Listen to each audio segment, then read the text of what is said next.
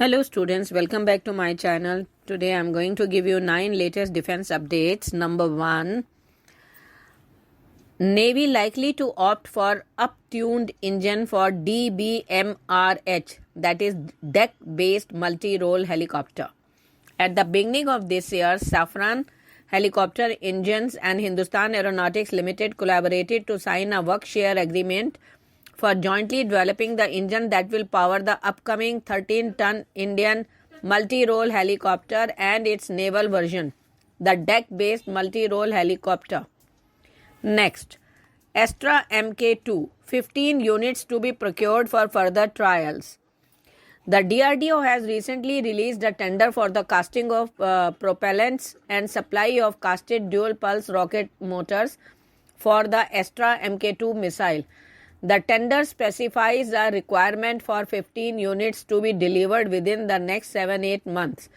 The development is a clear indication that the missile has reached a level of maturity which could lead to fully integrated trials of the missile system later this year. Next, HAL considering developing armed variants of UAV-200 drones. HAL is reportedly exploring the possibility of creating an armed variant of its UAV-200 drone. The RUAV-200 is a medium-altitude, long-endurance drone developed by HAL for surveillance, reconnaissance, and target acquisition missions. The armed variant of the drone would be equipped with weapon systems that could be used for offensive missions. Next, first batch of 5 women army officers commissioned into Artillery Regiment. In a historic first, the Indian Army has inducted 5 women officers into its regiment of artillery, and 3 of them have been posted to frontline formations along the line of actual control with China, military sources said on Saturday. Next, Galwan Hero's wife, 29, becomes army officer first posting in Ladakh. Lieutenant Rekha Singh, the wife of Nayak Deepak Singh, who was killed in Galwan Valley clashes with Chinese troops in June 2020, was on Saturday commissioned into the army as an officer and has been posted to a frontline unit in eastern Ladakh, official said. Next, terrorism should be condemned and controlled, says SCO members.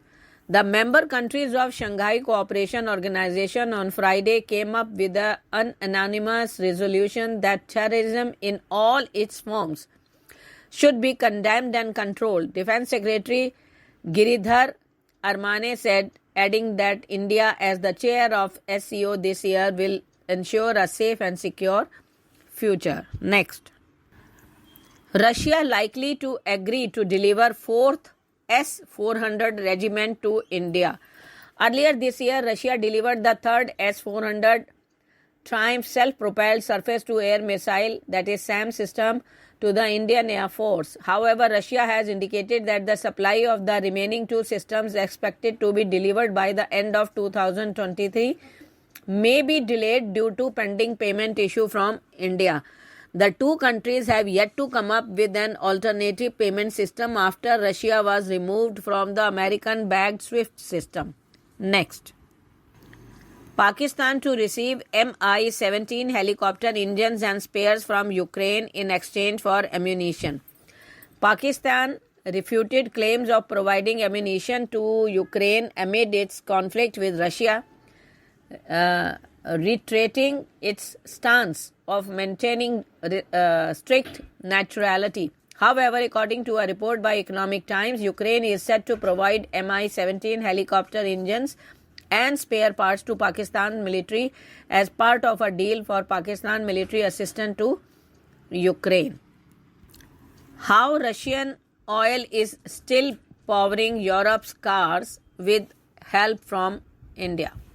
Russian oil is still powering Europe just with the help of India. Back in December, the European Union barred almost any seaborne crude oil imports from Russia. It extended the prohibition to refined fuels 2 months later. However, the rules did not prevent countries like India from snapping up cheap Russian crude, turning it into fuels like diesel, and shipping it back to Europe at a markup. The Asian country is on track to become Europe's largest supplier of refined fuels this month, while simultaneously buying record amounts of Russian crude, according to data compiled by Bloomberg from analytics from Kepler. Thank you.